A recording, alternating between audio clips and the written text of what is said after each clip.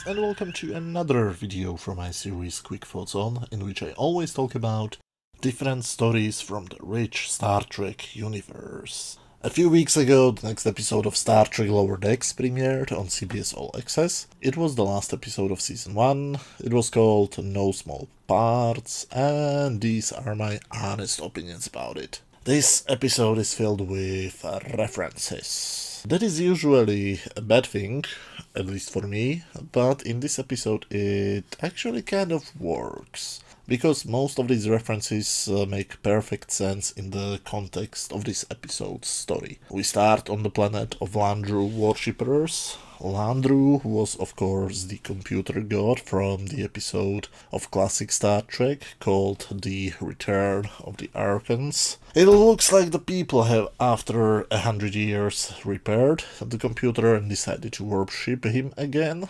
Why? No clue, really. This is never ever mentioned in the plot, but it was kind of neat to see it. They even mention Captain Kirk and Mr. Spock. And the funny thing is that they have decided to use a picture of them from the old animated series from the 1970s. That was really neat to see.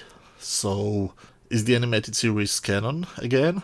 But we again see the female captain from a few episodes back, Captain Dayton, I think was her name. They have received a new ship and the captain wants to have it clean and new as long as possible, but suddenly a new ship appears and attacks them. They try to jump to warp, but the ship holds them and breaks their warp nacelle, which ends up in the ship's destruction.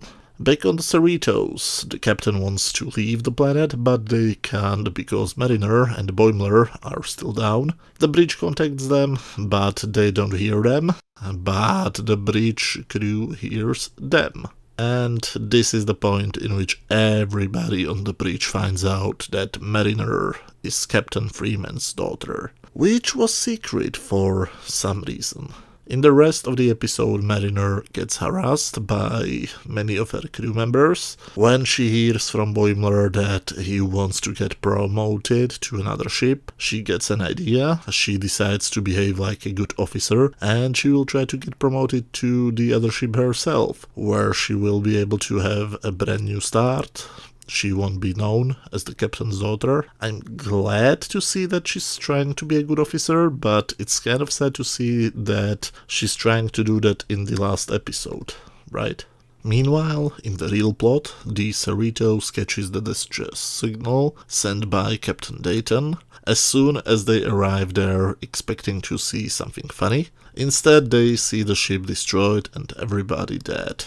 For a comedy, this went pretty dark. And it gets even darker. So they also get attacked by the enemy ship, and we find out who the attackers are, and they are the Pecklets. You know, the villains from Star Trek The Next Generation, who were not really a dangerous threat. They seemed more like a bad parody of mentally disabled people. They think they are attacking the Enterprise, but unlike during their confrontation with the Enterprise D, they actually are a real threat. Ransom recommends warping out of there, but the Pecklets also catch their warp nacelle, so Captain Freeman doesn't want to end up like Captain Dayton, and instead decides to turn off the power, stay there and fight. Weird strategy, but okay.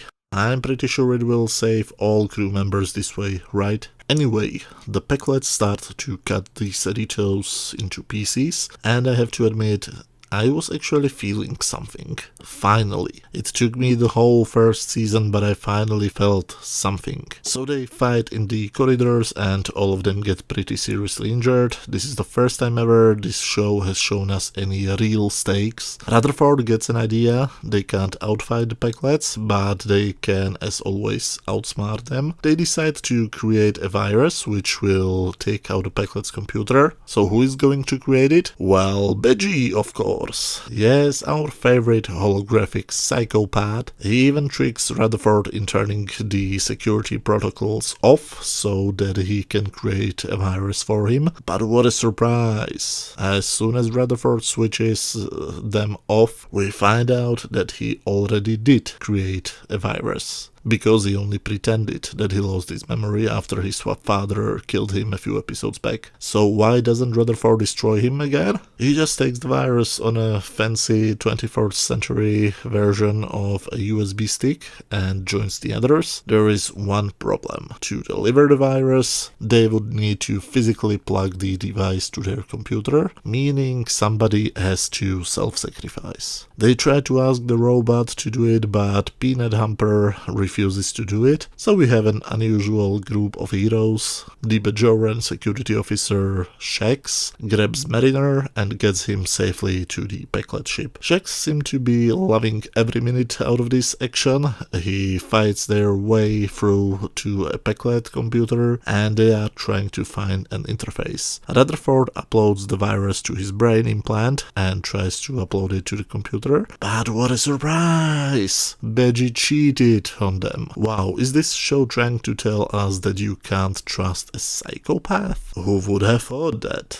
So this is his revenge. He wants to punish Rutherford for killing him a few episodes back, so he basically holds him hostage and starts the self-destruct sequence. When Shax sees what is happening, he rips the implants out of Rutherford's skull, but that's not the most shocking scene in this. He throws his body inside of their shuttle, pushes it out of the ship and decides to stay there fighting to allow Rutherford to safely escape. So yes, this big huge Hulk of a guy decides to sacrifice his own life to save a shipmate. I honestly can't say I would ever expect to see this on Star Trek ever again. Beautiful, thank you very much for showing this like it's the 80s or so. So yes, the Pequod ship explodes and our heroes think they won, but nope. 3 more ships appear and surround them, and then another completely unexpected thing happens. The USS Titan jumps from warp and rescues them.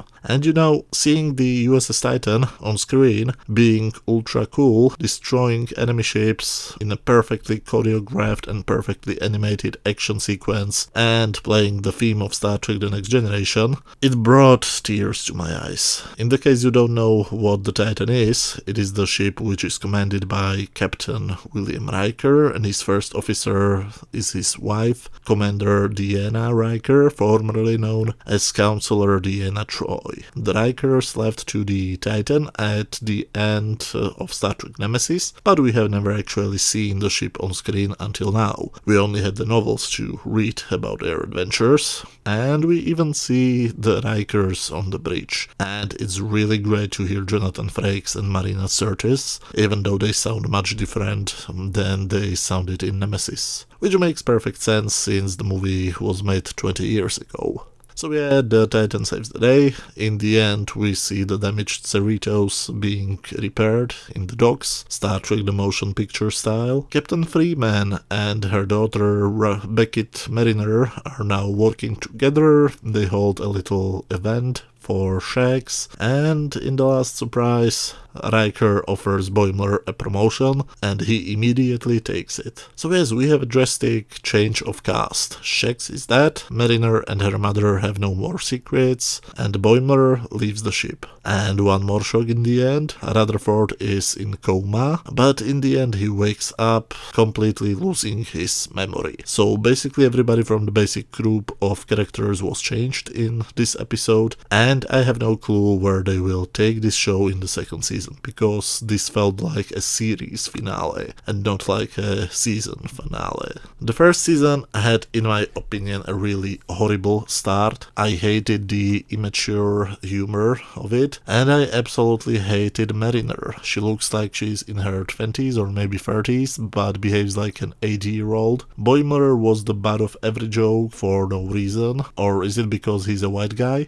I don't want to go into any weird conspiracy territory in my videos, but if you consider the handling of men, especially white men, in the Kurtzman era shows, it's hard to not think that the creators have some weird agenda going on. Yes, even the 2 white guys which they brought back from TNG, Q and Riker, were portrayed as childish and morons. Anyway, it has gotten less annoying as the shows went on, unlike in Discovery and in Picard. Even Mariner started to be less annoying, and there were even moments in which I can say that I liked her. Rutherford. Originally I thought he will be the black comic relief from every 80s movie ever, but he actually has become one of my favorite characters. Probably the favorite character. Overall, the first season of Lower Decks gets a thumbs up from me. I love the second half of it, and the finale was amazing. If you can get to watch this show legally, I can only recommend it.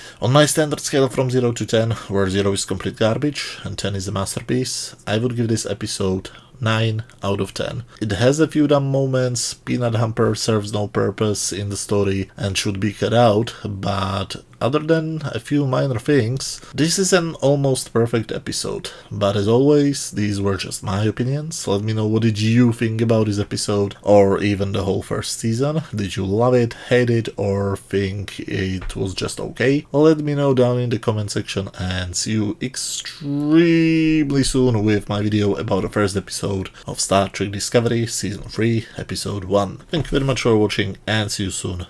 Bye.